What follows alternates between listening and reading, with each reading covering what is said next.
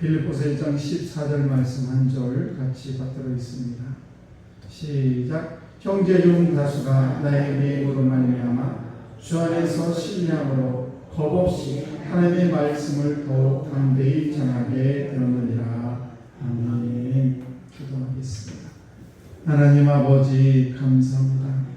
오늘도 여전히 주님의 사랑 가운데 저희를 붙들어 주시고 이 귀한 새벽 주님의 온전한 은혜 가운데 인도하시니 참으로 감사합니다. 무더위에 우리 사랑하는 성도들 건강히 잃지 않도록 주님께서 온전히 우리를 붙들어 주셔서 아버지 저희들 삶을 살아가는데 육체의 고통 때문에 어려움 당하지 않도록 늘 주님께서 우리를 온전히 인도해 주시기를 원합니다. 저희들 연약하고 넘어지기 쉬운 인생을 살아가지만 오늘도 주님을 의지하여 귀한 새벽에 주 앞에 왔사오니 아버지 귀한 영혼 한 영혼 주님 만나 주시옵시고 저들의 모든 고통과 아픔과 모든 것들을 주님께서 씻어 주셔서 오늘도 주 예수의 이름으로 저희들 승리하는 귀하고 복된 인생 살아갈 수 있도록 주님 하늘 문을 여시고 축복하여 주옵소서. 아버지 귀한 새벽에 주의 전에 나온 한 영혼 주님 일일이 만나 주시옵시고 저들의 인생을 일일이 아버지 터치해 주셔서 하나님의 온전한 은혜 가운데 거할 수 있도록 주님은 좀 베풀어 주실 줄로 믿습니다. 또한 저희들 오늘도 말씀이 선포되고 들려질 텐데 아버지 주의 말씀으로 온전히 잘 들려지게 하시고 또 말씀에 순종하여 하나님의 뜻을 온전히 이루어드리는 아버지 주님과 아버지 비전을 함께하는 복된 인생 될 수 있도록 주님은 종을 베풀어 주옵소서. 오늘도 주님 앞에 아버지 전번 예물을 가지고 왔습니다. 우리 김현희 권사님 아버지 귀한 딸의 이 예물을 받아 주옵소서. 아버지 특별히 최영석과 유경아 아버지 귀한 가정을 놓고 날마다 기도합니다. 살아계신 하나님께서 오늘도 이 가정을 기억하여 주시옵시고 악한 것들이 틈타지 못하도록 온전히 주의 성령께서 역사하시고 인도하여 주시기를 원합니다. 또 우리 자녀들 위해서도 기도합니다. 멀리 타국에 나가 있는 자녀들도 있습니다. 또 원균과 제 사랑하는 우리 자녀들 기억하여 주시옵시고 저들을 오늘도 눈동자와 같이 주의 품에서 온전히 인도해 주시기를 원합니다. 악한 것들이 노출되지 아니하도록 도와주시고 악한 것들이 휘둘리지 아니하도록 주께서 날마다 강한 믿음과 담대함을 저희들이 허락하여 주옵소서. 오늘도 모든 것을 주께 의지하며 사랑 많으신 예수님 이름으로 축복하며 기도드려옵나이다. 아멘. 주여 복된 새벽, 오늘도 새벽에 나오신 우리 성도라는 크신 분 여러분에게 충만하시길 축복합니다. 우리가 누군가의 비전에 함께한다는 것은 참으로 복된 일입니다. 그래서 오늘은 제목을 하나님의 비전에 헌신하시죠라는 말씀으로 함께 은혜를 나누기를 원합니다. 내가 어떤 일을 할 때에 그 누군가에게 나에게 도움이 되어주면 참 좋죠. 내가 예를 들면 사업을 한다든지 내가 어떤 문제를 예를 들면 못을 받고 있는데 못이 안 박혀가지고 고통 중에 있다든지 여러 가지 문제가 있을 때 그 누군가가 나에게 도움을 주면 참 그것이 잊지 않는 그런 은혜가 될 수가 있습니다. 오늘 하나님께서는 저와 여러분을 향한 그런 비전이 있는데 그 비전을 저와 여러분들 이루어드리는, 그래서 그 하나님의 비전에 동참하는 여러분 되시기를 축복합니다. 대개 사람들은 외적으로 성공했다고 생각합니다. 어떤 큰 집을 갖는다거나 어떤 좋은 차를 갖는다거나 어떤 쥐에 오르면 그분 참 성공했다라고 생각합니다. 그러나 그런 것들은 어찌 보면 일시적인 그런 성공이죠. 시간이 지나서 또는 재물이 없어지거나 여러 가지 문제를 만날 때 그것이 꼭 성공이라고 얘기할 수는 없습니다. 성 프랜시스라는 분이 우리가 잘 아는 그런 성자가 있는데, 이분은 정말 삶을 살아가는데 자기 모든 것을 다 바쳐서 그래서 아주 가난하고 참 어렵게 자기 인생을 살아갔습니다. 그런데 그분은 지금 수백 년이 지난 지금도 그분이 참 성자였다라는 것을 다 기억합니다. 그 당시에 어떤 큰 성당에 어떤 신부라든지 아니면 그 당시 주교가 누구다 이런 거는 알지 못하지만은 그러나 이 성 프란시스는 그냥 그 성자로서의 그런 삶을 살았다는 것을 지금도 잊지 않고 많은 사람들이 다 알고 그분을 기억하게 된다는 사실입니다.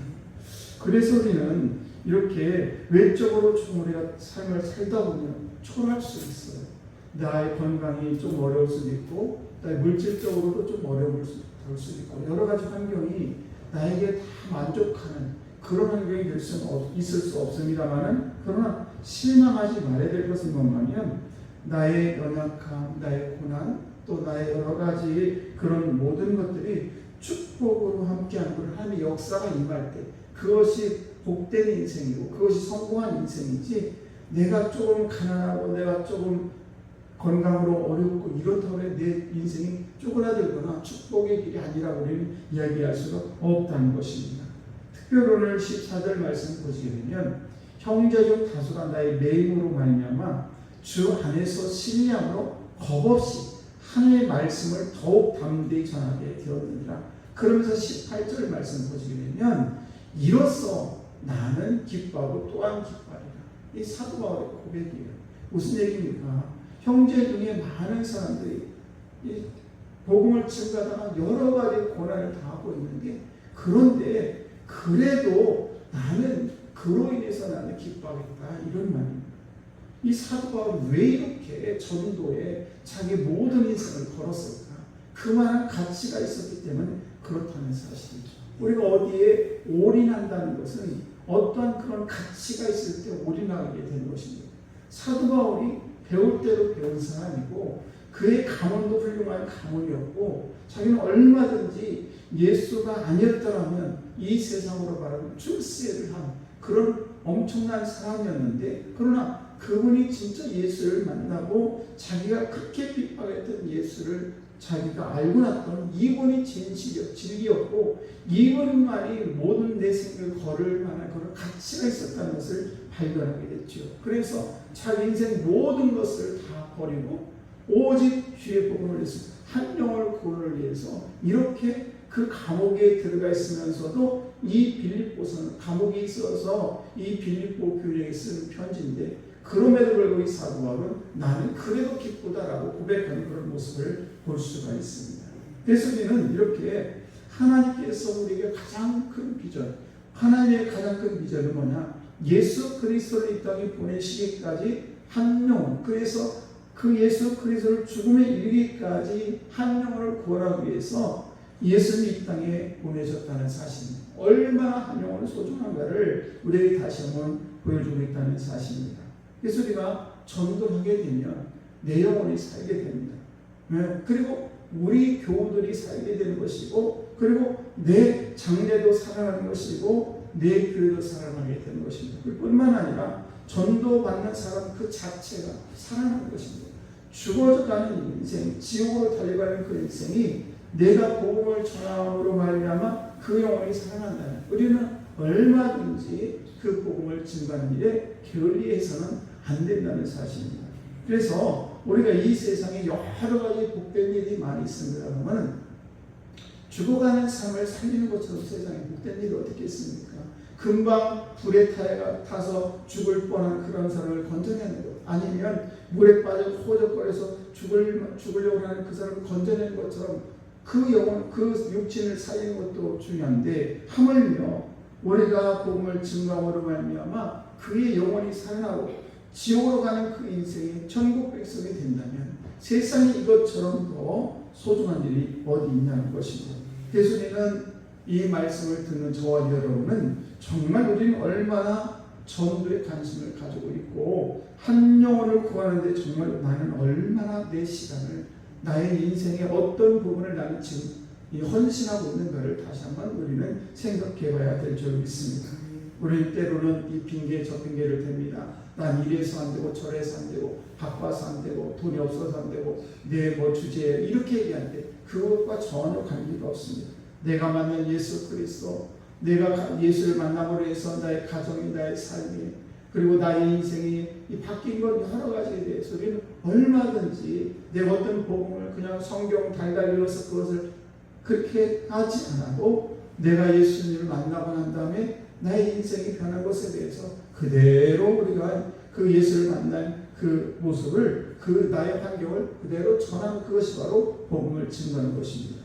그러므로 저와 여러분이 어떤 분은 그렇게 얘기하면 나는 은혜가 넘쳐야 전도한다. 그런데 은혜가 넘쳐서 전도해야 된다는 그런 것은 하나의 핑계밖에 될 수가 없습니다.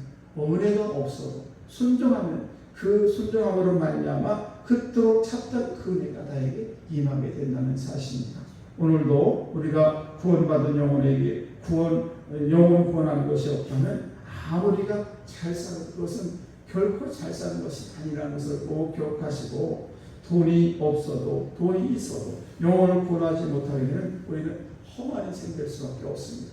죽어가는 한 영혼을 우리가 안타까운 마음으로 바라볼 수 있는 거룩한 눈을 가지시고 저한들 오늘도 주 예수 이름으로 주의 이름을 부르며 그 주 예수 이름을 소개하는, 그래서 전도에 앞장서는 저한들 다 되시기를 주의 이름으로 축복합니다. 기도하겠습니다.